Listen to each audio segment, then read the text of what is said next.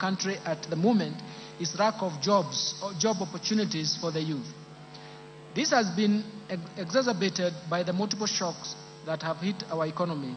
And in order to empower the youth and support businesses owned by the youth and women, I have proposed Kenya shillings 89.5 billion for these initiatives.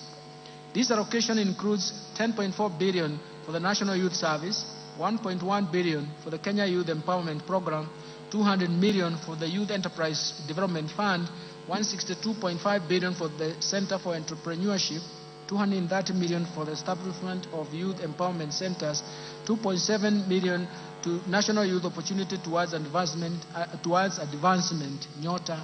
In addition, I have proposed Kenya shillings 649.8 million to strengthen the film industry in Kenya. Mr. Speaker, the government is committed to ensuring increased income for our women through employment creation and supporting women-led enterprises. And to further empower our women, I have proposed Kenya shillings 182.8 million for the Women Enterprise Fund, Kenya shillings 3.5 billion for the National Government Affirmative Action Fund.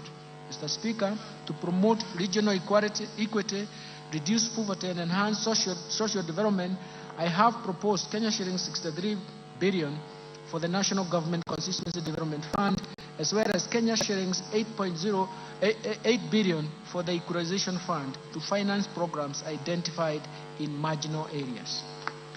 Let me turn now to